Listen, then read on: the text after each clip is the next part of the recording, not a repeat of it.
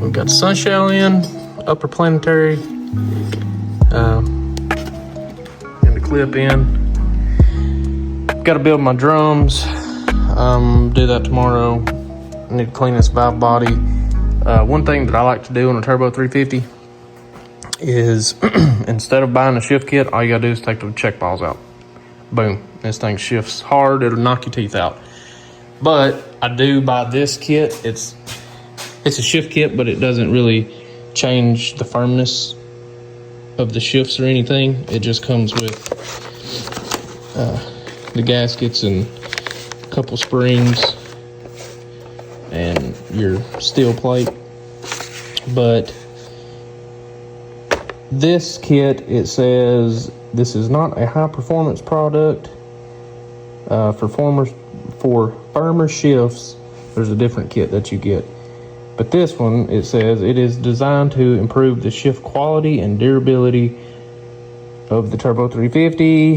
It furnishes additional oil flow to areas of warp and wear and exhausts the cross leaks that often cause friction failure. Installing this kit in a trans in good condition or during repair is an excellent service for your customer.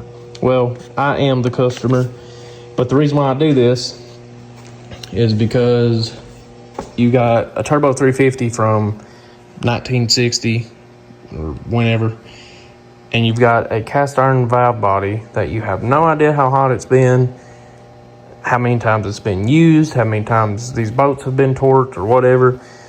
So I always run that kit with a Turbo 350 just in case the valve body isn't perfect. But what I do for the firmness of the shift is just leave these check balls out. This kit comes with steel check balls. There's 4 of them, And a lot of times, which I don't know for sure, but the ones that came out of it were plastic. And I believe the factory check balls are plastic. Could be wrong. That could have been, this thing had a Trans-Tech gasket on it. I don't ever mess with that brand. I don't know anything about them, but it could have came with that stuff. I don't know for sure. But like I said, just leave the balls out and it'll shift hard. So I've got a press, not this press, but like a different, this tool right here, you can stick it through a drum or like the bottom of a case to get a piston out, because these go, you know, this way, and then this rod will run through it. But this one has a output or input shaft that runs through the drum. And whenever we moved, I put the tool in the barn, I found the tool, but I'm missing one of my legs, and I looked for it, couldn't find it, so I had to improvise. So I just took this tool, flipped it upside down, and then just used my press to push it down and get my clip off. And that way I can get the piston out.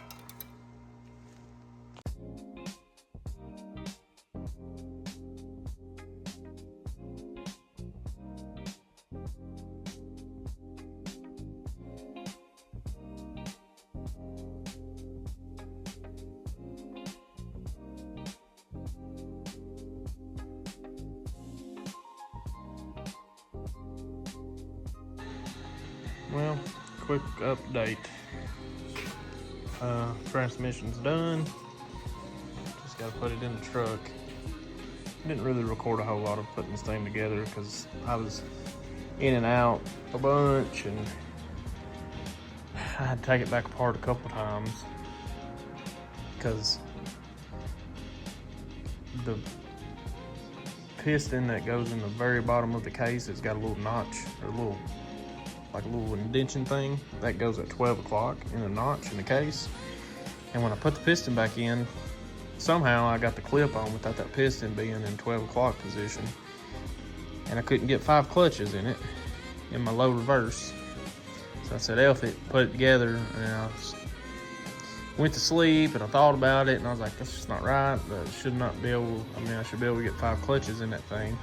And I took it back apart, and I stacked my old clutches together with the new clutches, and they were the same thickness. So then I figured out I had to take the piston back out and put that notch in there, or line the notch up. But we'll try to get this thing in this weekend or something, and get you a video of that.